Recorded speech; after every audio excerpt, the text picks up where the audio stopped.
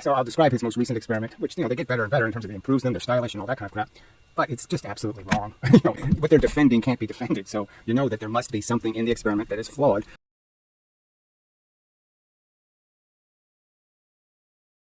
So now he's dropping round things on rubber bands. Okay, so he has two rubber bands, drops the round thing on the rubber band, and yeah, okay.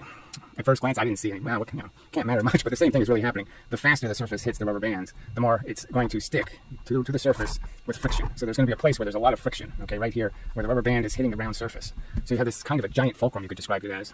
And what you really want to do when you're going to test something with say, you have this as a rubber band here, and you're going to test it, you really want to have a tiny point, okay, for doing your experiment. So you have your mass, and you're going to just hit the rubber band and compress it. You don't want to have the surface touching a lot of the rubber band, because then the rubber band has to slide across that surface and stretch across that surface. And who knows what kinds of energy losses you'll have depending on how much stretching there is of that surface. I should be back. Okay, so the idea is there's, you can stretch a rubber band by having a tiny thing there. And then you can stretch a rubber band. Let's just put this curved surface here, and then the rubber band goes straight. So you can understand that the part of the rubber band that's stretching here, okay, that's freely stretching in the air, no rubbing friction, would be this length of rubber band. And in this case, okay, because of the contact with the surface being huge, there's only this much rubber band doing the stretching. So in a sense, that's changed the spring constant of the rubber band, because in a sense you've shortened the rubber band. This time I have attached a little plate to the ball, so when I drop it, it will produce a very pointy stretch.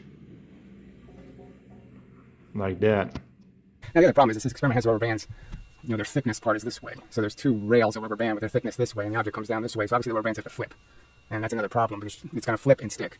And so obviously velocity could have a lot to do with how much the rubber band stretches before it flips, and how much it doesn't stretch before it flips and sticks. And so the argument is you're basically changing the spring constant of the rubber band. This time I'm using a thin rubber band, so it cannot fold over this time.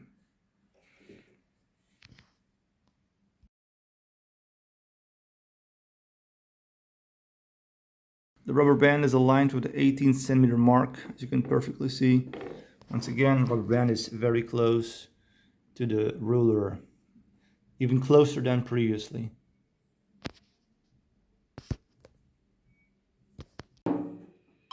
One mass, 4 heights, trial 1. 84 centimeters.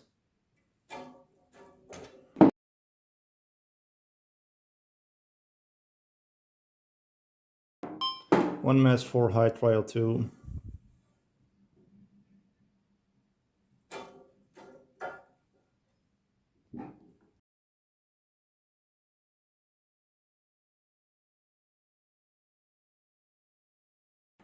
One mass, 4 height, trial 3.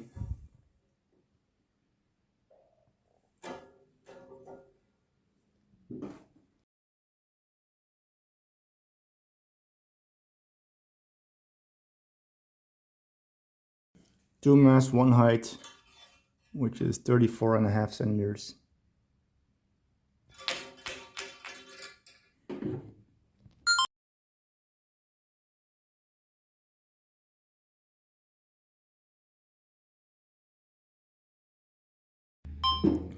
Two mass, 1 height, trial 2.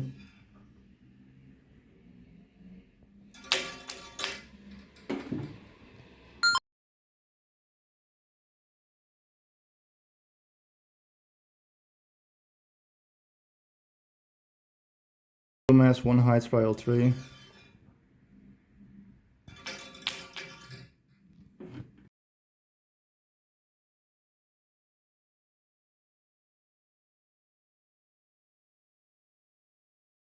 Two mass, 2 height, which is 51 centimeters.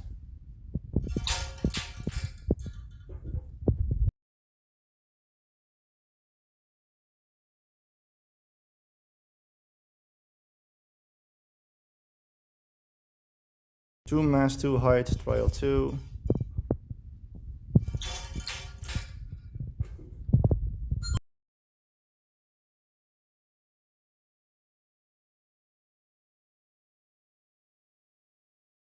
Mass, 2 height, trial 3.